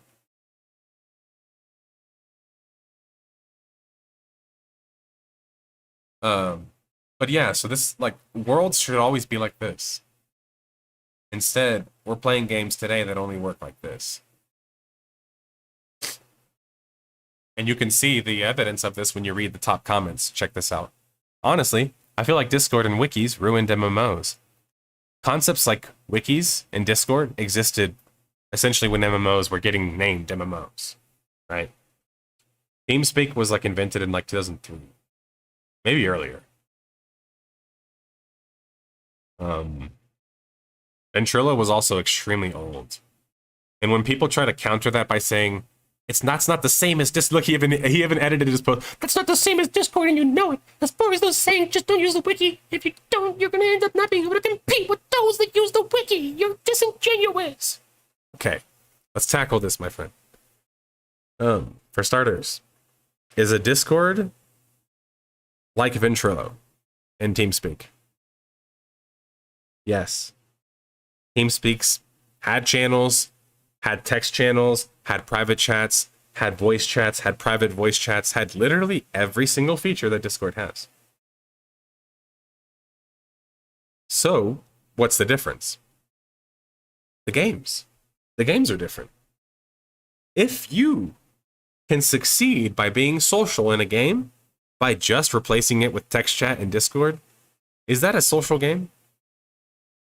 Think about that for a second. Do VR chat players play Discord chat more or VR chat? Which one? I want this to get through people's skulls. I'm trying to stare through your skulls right now. But which one? Does VR chat keep playing VR chat? Or do they pop open IRC, Discord, Ventrilo, or another service? What? Why? Why would they do that? They just play VR chat. Because the game requires you to be that level of social. So the problem is that games have changed. Times have changed. Games kept getting lower and lower in social impact and social involvement to the point to where you could just replace everything with a single line of text in a Discord. That's not technology that did that. That was developers in an industry moving towards trying to maximize profit. Right? Staring contest. All right, let's go, Fluff. I'll probably lose, honestly. I'm a dry motherfucker. But if a single line of text is enough to ruin your social scene, your game doesn't have a social scene.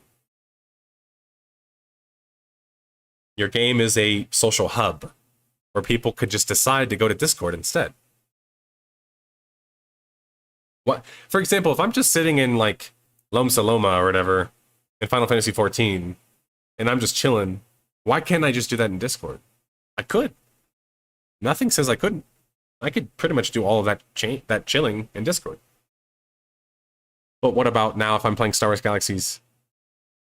Well, now you realize that that's not possible. Because Galaxies has an email system. Because Galaxies has a relay system. Because Galaxy has a data pad. Because Galaxy has, what more can I even add? Social systems. Group combat in the way of like ships and things outside of just the normal ground-to-ground combat. You see what I'm saying? Like, you can't play Galaxies by just playing it in Discord. And then to attack the wiki argument, because I've been attacking this argument for ages, because people always make it, and it's so silly. Guys. Bot? Fucking, Alakazam? And I'm missing GameFAQs and at least one other, are fucking 25 years old. Meaning that they have existed since the first virtual world was called a virtual world. Or called an MMO, sorry. So the first time they were like, this is an MMORPG. Wikis already existed, guys. Gaming wikis already existed. I was using them. This is the one I get passionate about. I was using the motherfucking wikis. I was fucking 8 years old playing extremely complex games. How could I have played them without wikis? These arguments about, no, dude, what if we removed all wikis?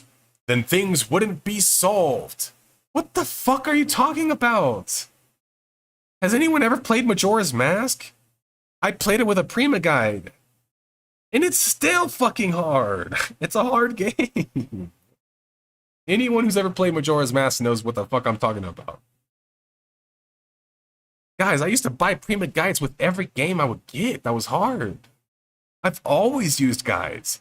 I'm fucking autistic as shit and I'm smart. Why the fuck would I not use my detective powers, motherfuckers? So I've always hated this narrative. Wikis, they ruin MMOs. How the fuck does it take away from a game to know more about it? What ruins it for you is that you feel like now the level of knowledge has collectively increased. Uh-oh.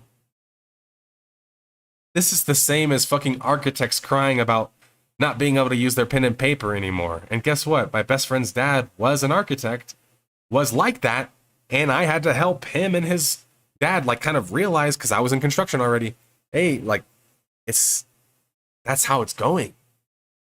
There's no more of this shit with like the pen and paper shit. You gotta do it digitally. Things start raising. It's not that guides didn't exist, it's that the vast majority of players didn't use them. They weren't exposed to them. But players like me and many of the players in chat now, we were already using them for probably 20 years. So like, how funny is it for people like me who've been using Prima guides and wikis for literally 20 plus years, hearing other people say, Prima guides and wikis are the reason things failed. It's like, what the fuck? So how did I have enjoyment in all of those games that I use Prima guides on? Guys, I used to live in Alakazam when I played Galaxies. Galaxies is a game designed for adults. I was fucking 7 or 8. I was like, no, I was like 9 or 10 when I played Galaxies for the first time. Like, what the you know what I'm saying? Like, oh wait. No, Galaxies was 03, right? No, I was like 11 or 12. But I was still young as fuck. Like, how the fuck am I supposed to understand this complex-ass game? When I played UO for the first time, I didn't know what the fuck to do. Like, if you are playing an MMO and you're not actually thinking to yourself, fuck, I can't wait to figure this out, that game is not complex enough or it hasn't enough depth for you, right? That's the problem. It's not that wikis solve everything. It's that now that the games are not nearly as complex, they don't really need that stuff anymore. And on top of that, when people complain about this stuff, listen to what this guy says. He uses a really dumb argument. He says, if you don't use a wiki, you can't compete against others that are using the wiki. You never competed against us. I'm talking to you, the green panda here, whatever guy posted this. You never competed with us, ever, if this is how you approached it. As a former hardcore player, been top ranked, former pro in Guild Wars, someone like you, who was not raiding the guides back then, was never competitive anyway. You were never competitive anyway. So what you're reacting to is now having to essentially learn more and become more competitive just as a base level. And that's making you mad. It's like, why does that make you mad? The quality of play is getting much better. You guys want to know what I used to do to like people when I played Warhammer Online? I used to literally run circles around people. Because when I first started playing MMOs, people still didn't figure out hotkeys. Now, people have seen me talk about my hotkeys. They realize that I'm a lot more mechanical than I might seem just because I play MMOs. Well, the people that know that I was Master Tier in StarCraft and also very good in StarCraft 1, you probably know that I'm pretty mechanical. But my skill for MMOs always came from my mechanical ability to utilize the keyboard, right? And a lot of that came from good keybinds, ergonomic keybinds. But the other one was just simply movement, which I got from playing lots of Halo. So I used to run circles around people because they would still keyboard turn. And when I would explain to my friends, hey, keyboard turning is not effective, what would they do? They would push back against me. It works for me. I use it all the time. Okay, let's duel. All right. And they would duel, and I would like 100 of them. And they would say, what? No, it's just because you're a PvPer. And they would start creating all these kinds of excuses. No, it's because you stood there. Whenever you pressed your ability, your guy said, can't target my target. So then I ran behind you. When you turn back the other way with your grandpa fucking shit, like this, you realize that I was back there. So then now your ability doesn't hit anymore, right? Like, this is still something that MMO players are learning today. So that's why I have to push back against things like this. It's like, no, we want the skill level of MMO players to keep rising. But when they make these games easier, it's not going to happen. But when they don't have a game that requires you to learn a fucking guide for it, you're not going to get better. That's the problem. There's all these other things that go around it. But this idea that someone like this likes to make, well, now I have to read the wikis, otherwise I can't compete. Brother, you never were competing. I'm telling you that. As somebody who will wash you at probably any MMO, okay? You never were competitive.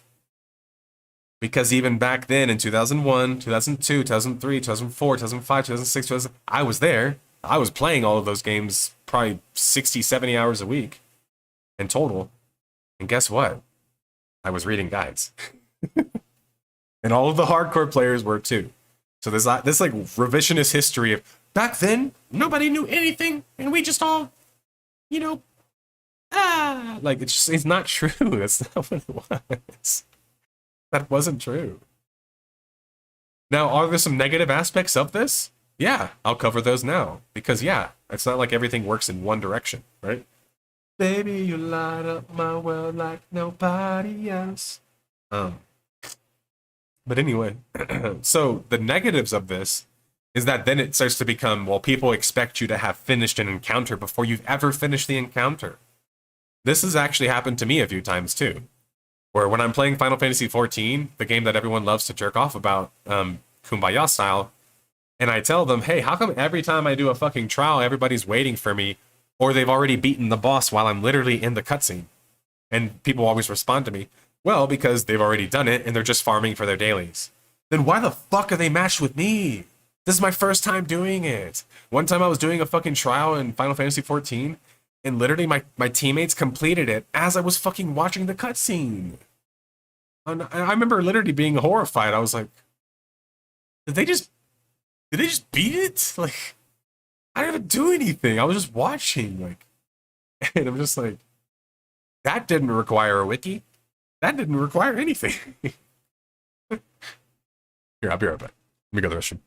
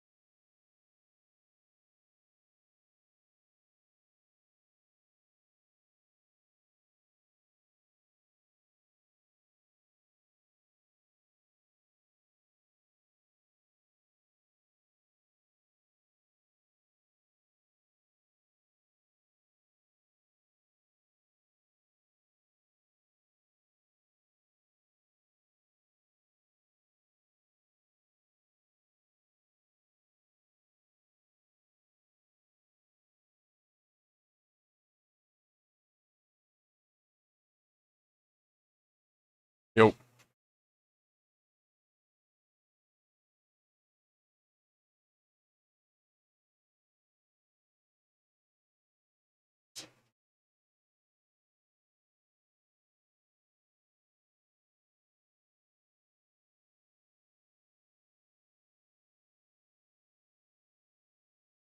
Maybe, Luke.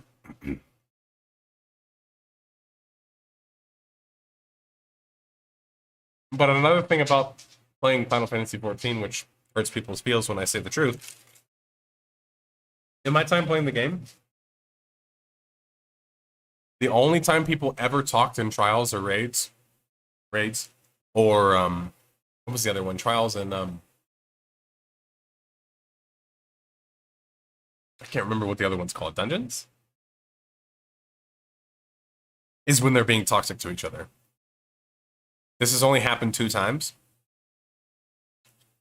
But out of the 10, maybe like 20 I've done, only 2 people talked in 2 of those games or instances, and they were toxic with each other. So like, it's another thing that always cracks me up is when I hear people talk about Final Fantasy 14, they're like, "Oh, everyone's so friendly." Maybe because they don't talk. Because when I played the game, literally nobody talked ever. Like no one ever said anything to each other. Like it was weird to me. I know some people are okay with that, mostly because you're antisocial, but I'm not. I want to actually play and engage with people, and so when I do that, it feels like I'm playing fucking, rec league basketball with a bunch of elite dudes that don't give a fuck about me, and it's like I've done that before. I don't want to play that kind of basketball as a former basketball player. I preferred playing it on the street where I could just pick up whoever I wanted and just kind of fuck around.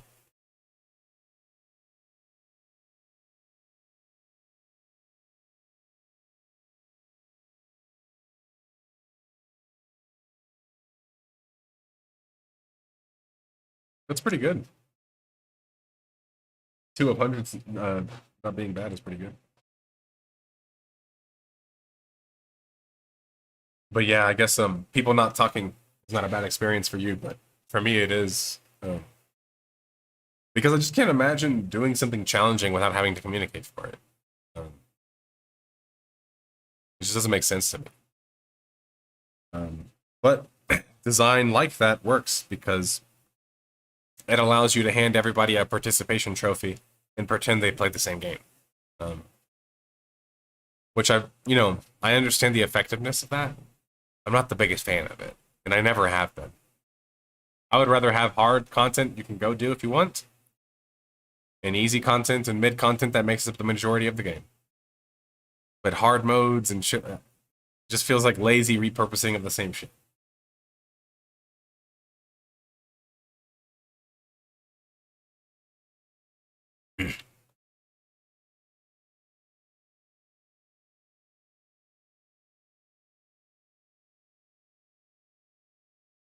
Okay, here's another one I wanted to jump into, a topic rather.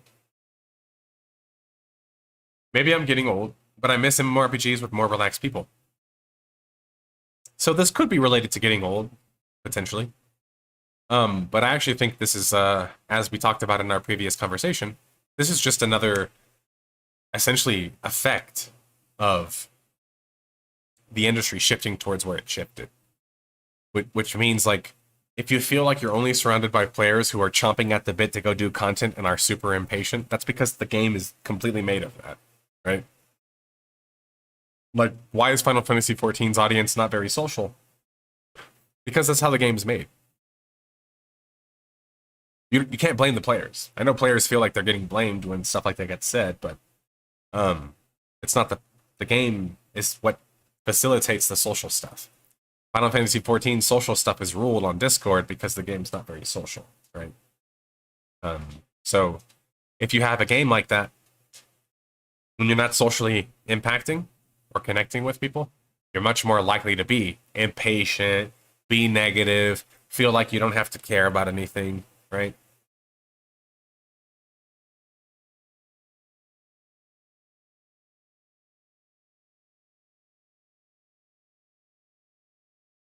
So unfortunately, that's what it creates, right?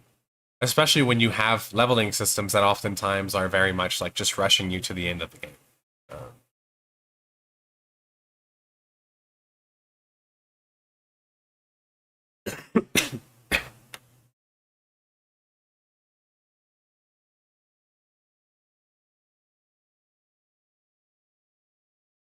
But for example, the idea of so valuable time is more important than other people, as this person says. That's what happens when you play a theme park game. These games don't have much sandbox elements to them, aka communal elements, And then therefore, it just feels like you're just trying to finish the content until the next content comes out. It's the fear of missing out that drives players to go fast and want to hurry and have fun, you know? And I don't just mean the fact that other people are experiencing it, but like the fun factor of it too, obviously.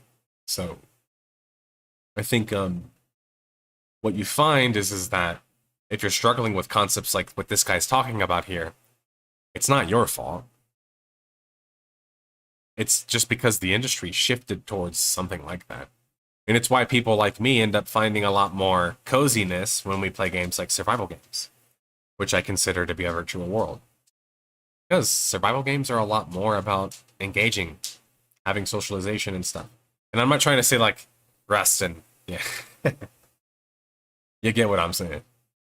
Because that game's antisocial as fuck. That game's actually an example of this, like what this guy's talking about. But guess what? Because Rust was built like that, the developers never tried to really fix that issue. They leaned into it, so.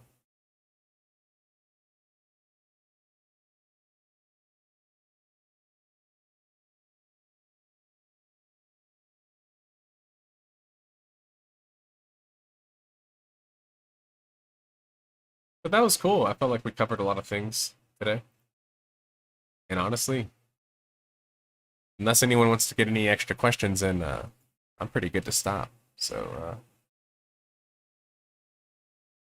does anybody have anything they'd like to yip yap about?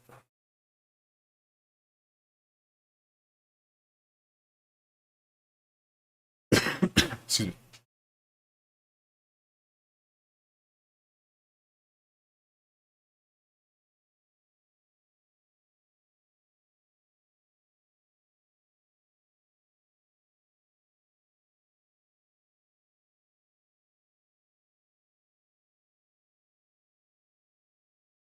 In 2025, do MMOs even need in-game chat?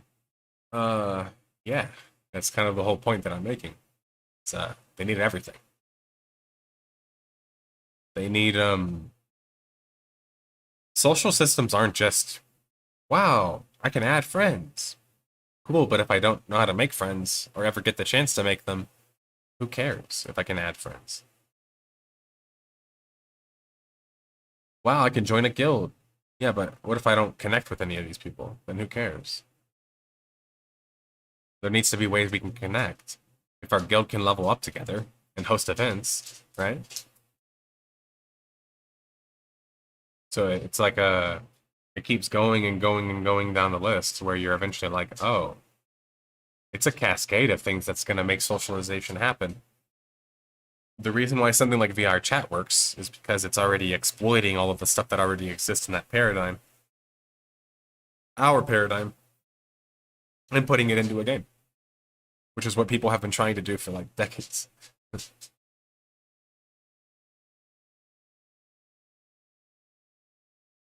When you make a friend but they're not in XP share range. Well,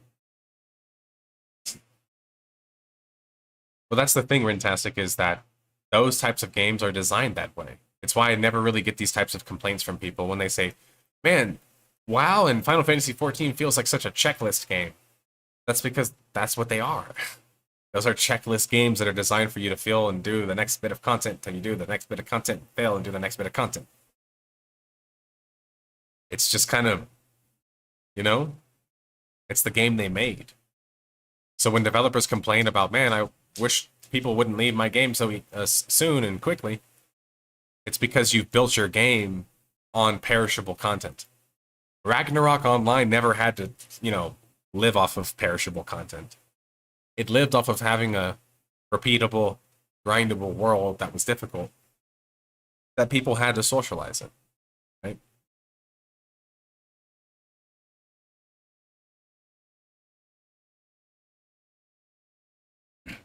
Yeah, and that's the thing is if chasing the carrot gets rerouted to joining a team, you'll have socialization. I'll give you a good example. In Darkfall and games like that, EVE Online, so on and so forth, you're always stronger in numbers. So it's always going to lead towards grouping. Now, some people think that that inherently makes it a social game. Not necessarily. That just makes it like a fucking war politics war game. you have to still remember that, like in the case of Darkfall, if you don't have other things that you can do, it's just going to be a game full of fucking warlords and shit. So even if it's a social game full of warlords, I don't know about you guys, but as somebody who trains in a fighting gym almost every single day, the fighters, the real like killer fighters, they're social, but are they the most social people I've ever met? I don't, you know what I'm saying? Like, is it really where their skills lie? Maybe some of them, maybe like 10, 25% of them. But it seems like everyone else is just kind of regular people, right? Like they would be. And that's what I'm trying to say is like most gamers are regular people. So if Darkfall doesn't have regular people and it's just like the fucking super grinder monster guys that are only playing the game, they're going to scare everybody else away. And there's no environment for those other types of players to exist in. So, yeah, that's where it's difficult with some of these MMOs that are more risky in some ways too. There's a game like Darkfall having full loot and PvP, territorial conflict, requires group work. But the developers thought that that just was enough in itself. That's not enough. You still have to develop social systems. You still have to develop systems like, for example, how do MMA gyms and martial art gyms get access to stronger martial artists, very developed martial artists? You want to know the truth most of the time? They develop them in-house. Like, they'll take a kid, boom, raise him to fucking adulthood.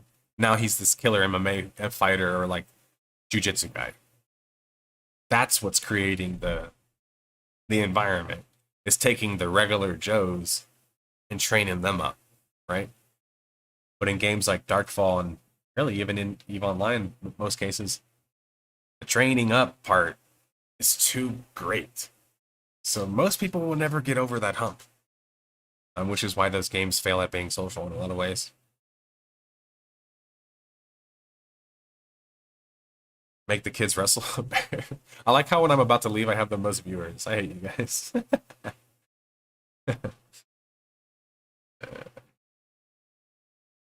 ¿Quieres comida? ¿Sí? ¿Tienes hambre? Y'all heard him stepping. He understands Spanish, so.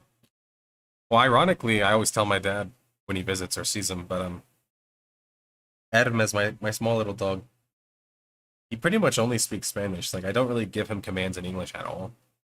But Nixie, my other dog, my Sholo, she speaks both. So if I give her commands in either language, she she responds.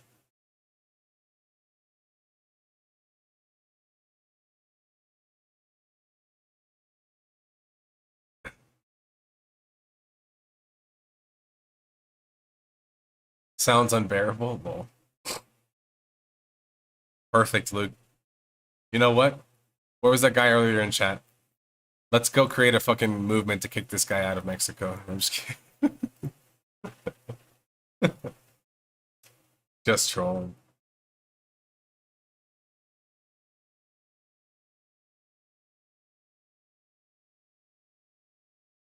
Alright, guys. Looks like we slowed down finally. Look, here's my real lighting. Ready? Look, I turned into a ghost.